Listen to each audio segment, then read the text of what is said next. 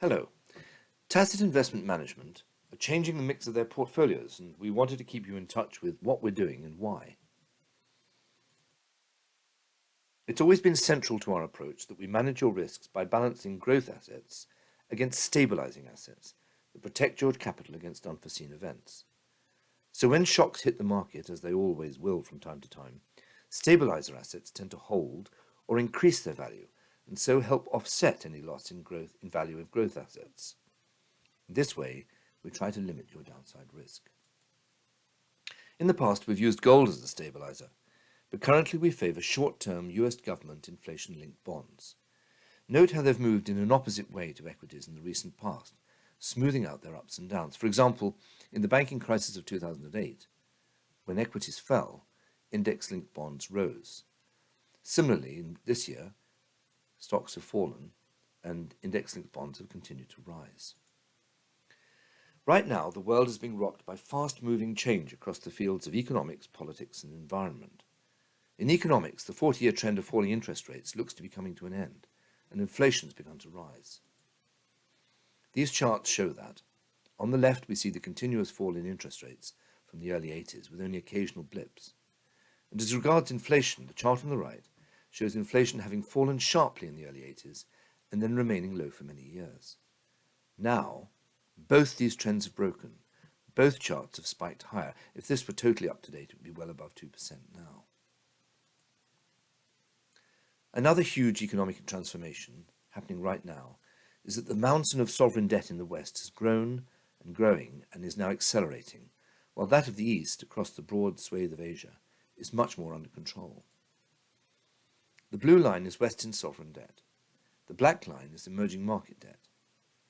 In the West, we are now back to the level relative to GDP just after World War II, and it's accelerating due to COVID and the war. Contrast that with the black line, the much more modest growth of the emerging markets. The broad point is that, for any country, the cost of debt impacts long-term growth rates. The bigger the debt, the bigger the impact. So the current widening and accelerating gap between Asia and the West is of major significance. Another gap between the West and Asia is their relative positions with regard to inflation.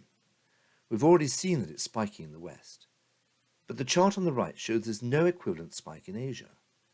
Much of the reason, we think, is that Asian economies are better managed than the West. They are structurally more resilient. We think that debt and inflation signals such as these show that Asia is increasingly where economic opportunity lies. Political transformation, most significantly, is the outbreak of war in Europe, and more widely, a new Cold War with Russia. Both these events are massive sources of uncertainty that stunt enthusiasm for capital risk-taking at a fundamental level.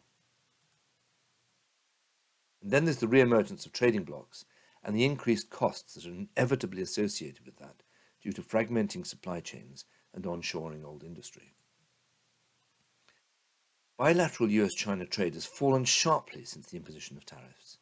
This must reduce global growth, since they are the world's largest economies. Lastly, there are environmental transformations. One of the biggest is population expansion in the East relative to the West.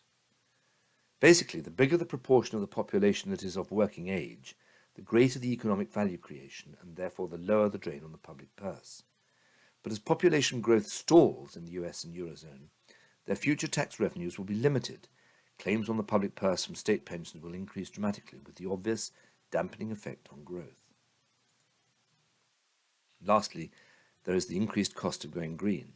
Quite simply, these costs are rising as we delay implementation. These transformations, economic, political, environmental, are obviously related and feed off each other. There's no question but they're large and rather daunting as they're happening right now. But it's important to remember that they represent both a threat and an opportunity. If we look at the current pricing of assets, both bonds and stocks, we can see there's great scope for change. First, interest rates, the dashed line. We've already noted that they're rising from a historically very low level, so there's enormous upside for rates to go a lot higher. On the other hand, stocks, they're at a historically high level of valuation. At 32.5, close to the peak at the height of the tech boom just before the crash of 2000.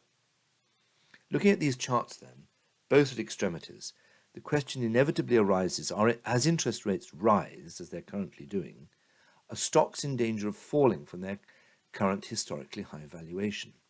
For example, as happened in 1981. We don't think it's quite so simple.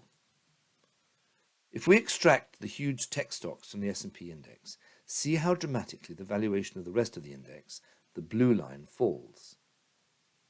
What that means is that most US stocks, apart from tech stocks, are valued very closely in line with historical levels. They are not so highly valued and therefore not so vulnerable to repricing downwards. On the other hand, the right-hand chart shows us something else. Tech stocks in aggregate have much higher profit margins than the rest of the S&P. So it's a matter of choosing the right technology stocks, those that give us access to very much larger profit margins without buying those with vulnerably high valuations. We want defensive tech stocks. So these then are our major new investment themes arising out of the economic, political, and environmental changes we've identified. We like US Treasuries as stabilizers because we know they work as safe havens, and if they are short-term, they will be less affected by rising interest rates. We still like some tech stocks. Those with high enough profit margins will definitely still be profitable investments. And lastly, we're increasing our exposure to the US and Asia because we believe there's a fundamental growth cycle at work there. And we're reducing our exposure to the Europe and UK because of the challenging structural and cyclical situations that we've discussed. In recent days, we've used market volatility to adjust our four strategies that you're familiar with: conservative, real return, steady growth, and total return. And in every case, exposure has been rearranged in the light of these new major investment themes. Finally, we understand the importance of effective cost management. By driving down your costs, we boost your portfolio performance in all market conditions. And you can see that in every instance, the new portfolios have lower costs than before. Do please get in touch with your Tacit Investment Director if you've got any questions. They'll be delighted to talk to you.